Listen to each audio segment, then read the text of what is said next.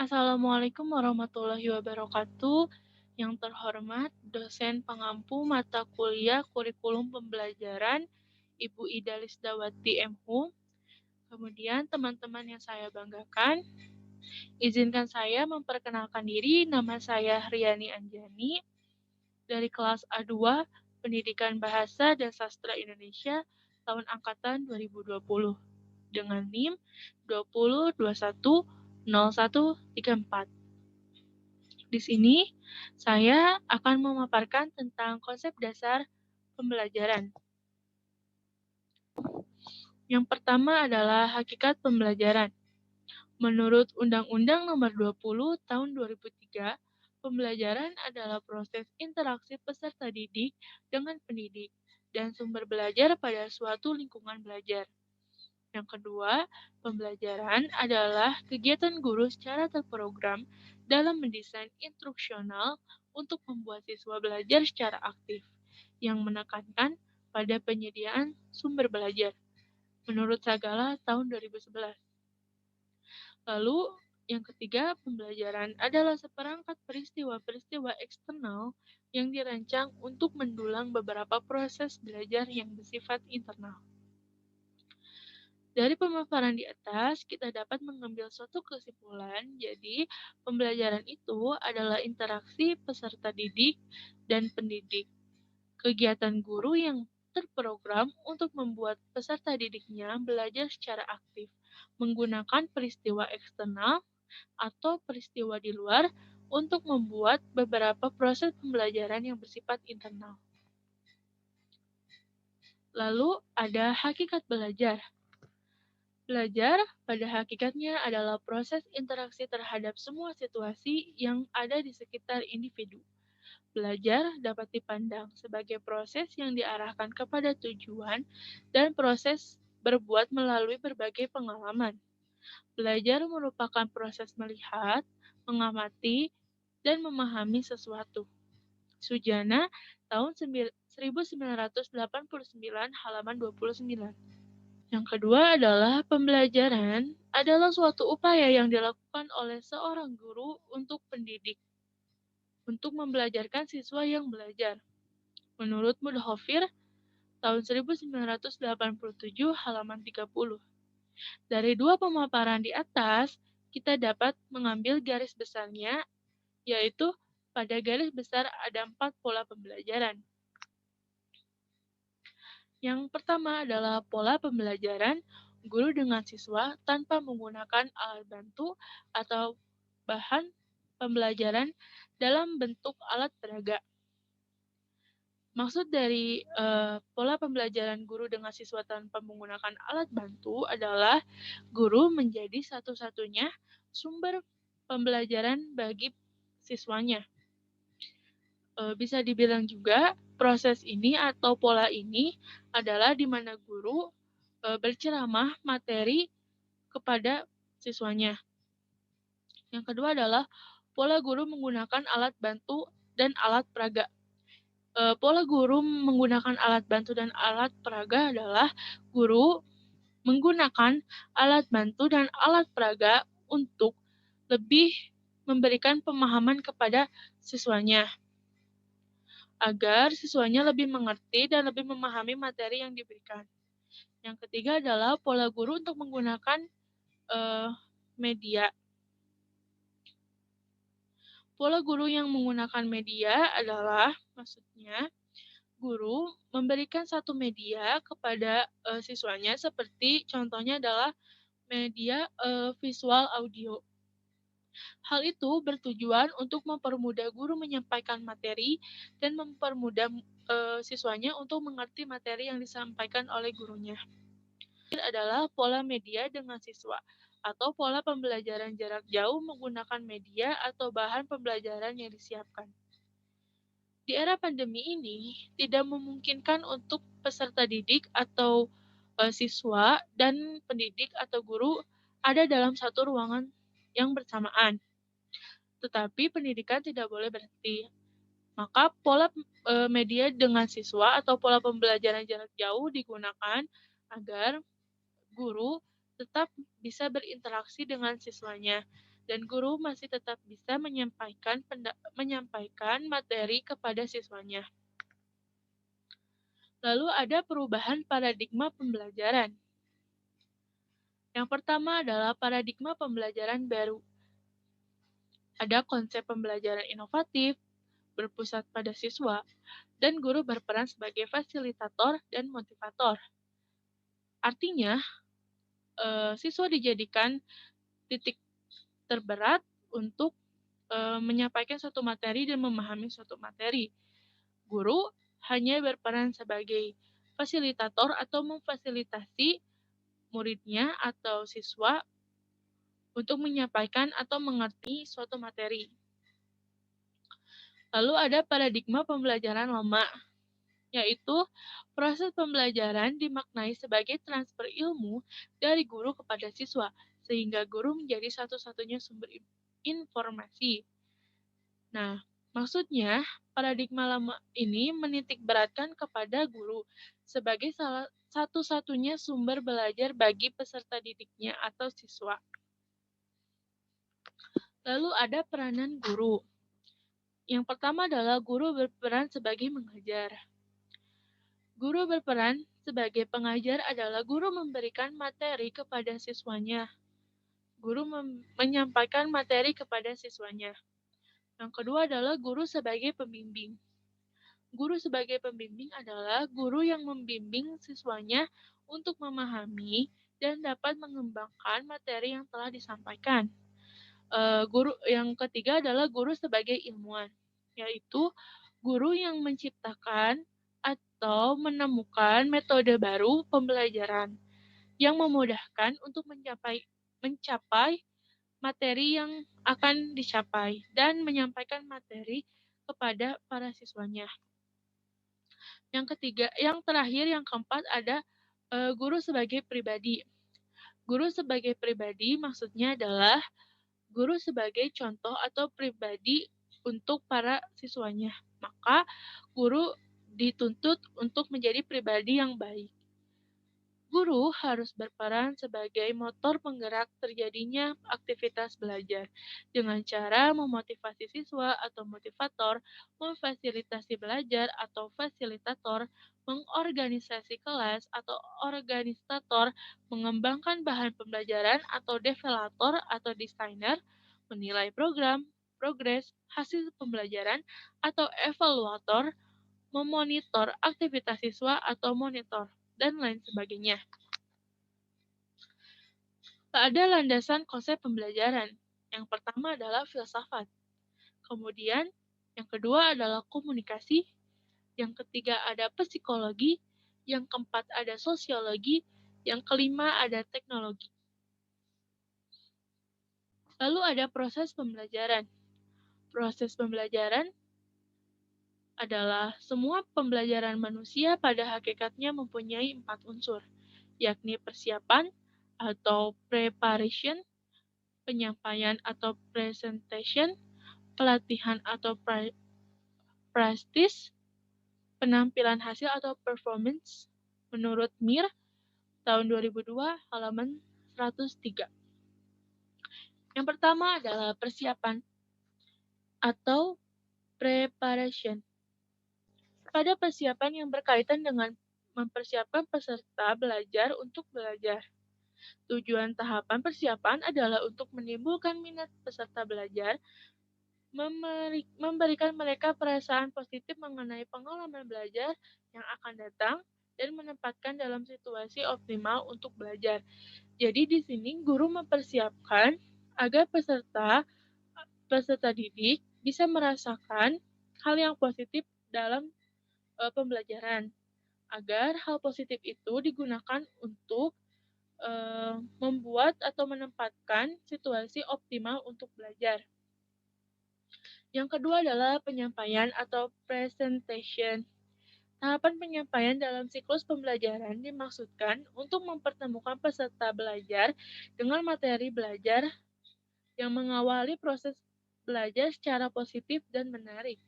Tujuannya, tahap penyampaian adalah membantu peserta belajar dalam menemukan materi belajar yang baru dan cara menarik dengan cara yang menarik, menyenangkan, relevan, melibatkan panca indera dan cocok untuk semua gaya belajar. Nah, penyampaian atau presentation ini digunakan guru untuk memberikan suatu pemahaman secara menarik, relevan, dan juga cocok untuk semua gaya belajar dari siswanya. Hal itu digunakan agar siswanya dapat memahami dan mengembangkan lagi materi yang telah disampaikan. Yang keempat adalah latihan atau practice. Tahap pelatihan ini dalam siklus pembelajaran berpengaruh terhadap 70% atau lebih pengalaman belajar keseluruhan. Tujuan tahapan pelatihan adalah membantu peserta belajar mengintegrasikan dan menyerap pengetahuan dan keterampilan baru dalam berbagai cara. Nah, maksudnya adalah eh, guru memberikan latihan pembelajaran yang digunakan untuk membantu peserta belajar, mengintegrasikan, dan menyerap pengetahuan. Yang kelima adalah penampilan hasil atau performance. Belajar adalah proses pengubah pengalaman menjadi pengetahuan, pengetahuan menjadi pemahaman, pemahaman menjadi kearifan, dan kearifan menjadi tindakan. Tujuan tahapan penampilan hasil ini adalah untuk memastikan bahwa pembelajaran tetap melekat dan berhasil diterapkan. Jika salah satu dari 4 tahapan proses tersebut tidak ada, maka pelajaran pun cenderung merosot atau sama sekali terhenti. Nah, maksud dari yang kelima ini adalah bagaimana seorang guru menerapkan suatu penampilan hasil yang digunakan untuk melihat pencapaian dari muridnya. Apakah materi yang disampaikan bisa digunakan atau diterapkan dalam kehidupan sehari-hari atau tidak. Nah, hasil belajar dari pembelajaran ada 3 ranah, yaitu kognitif, efektif, dan psikomotor. Ada 7 tingkatan untuk aspek kognitif, yaitu pengetahuan, pemahaman, pengertian, aplikasi, analisa, sintesa, dan evaluasi. Pada dasarnya, proses pembelajaran ditandai dengan perubahan tingkah laku secara keseluruhan, baik yang menyangkut segi kognitif, afektif, maupun psikomotor. Secara umum, hasil belajar siswa dipengaruhi oleh faktor internal dan eksternal. Yang tergolong faktor internal ialah 1. Faktor fisiologis atau jasmani. Individu baik yang bersifat bawaan maupun yang diperoleh dengan melihat, mendengar, struktur tubuh, cacat tubuh, dan sebagainya.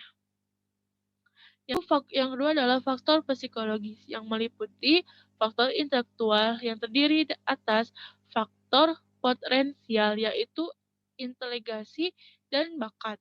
Yang kedua adalah faktor aktual yaitu kecakapan nyata dan presentasi. Yang ketiga adalah faktor non-intelektual yaitu komponen-komponen pribadi tertentu seperti sikap, minat, kebiasaan, motivasi, kebutuhan, konsep diri, penyesuaian diri, emosional, dan sebagainya.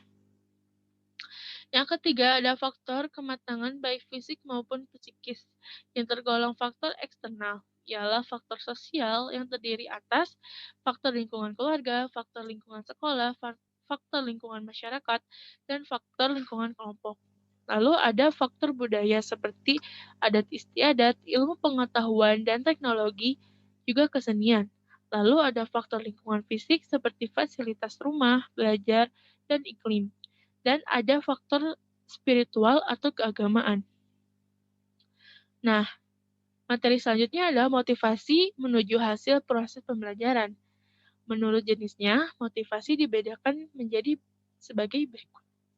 Yang pertama adalah motivasi primer atau primary motive, atau motivasi dasar atau basic motive, yang menunjukkan pada motif yang tidak dipelajari atau unlearned motive, yang sering digunakan istilah dorongan atau drive. Yang kedua adalah motivasi sekunder atau secondary motives, menunjukkan kepada motif yang berkembang dalam individu karena pengalaman dan dipelajari atau conditioning dan reinforcement. Nah, yang ke dalam golongan ini termasuk satu, takut dipelajar atau learning first. Yang kedua, motif-motif sosial atau ingin diterima, dihargai, konformitas, afiliasi, persetujuan, status merasa aman, dan sebagainya. Yang ketiga adalah motif-motif objek dan interest seperti eksplorasi, manipulasi, dan minat. Yang keempat ada maksud atau purpose dan aspirasi. Yang kelima ada motif berprestasi atau achievement motif. Setiap perilaku belajar selalu ditandai oleh ciri-ciri perubahan yang spesifik.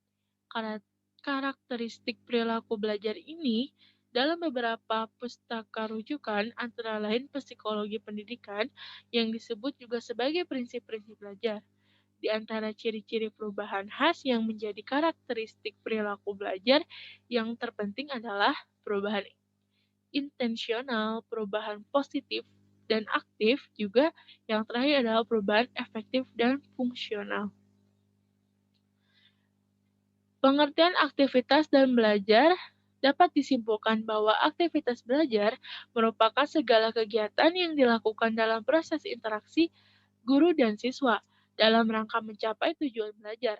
Aktivitas yang dimaksud di sini penekanannya adalah pada siswa, sebab dengan adanya aktivitas siswa dalam proses pembelajaran terciptalah situasi belajar aktif, seperti yang dikemukakan oleh Rahman Natawijaya dalam Depdiknas tahun 2005 halaman 31. Belajar aktif adalah suatu sistem belajar mengajar yang menekankan keaktifan siswa secara fisik, mental, intelektual, dan emosional guna memperoleh hasil belajar berupa perpaduan antara aspek kognitif, afektif, dan psikomotor.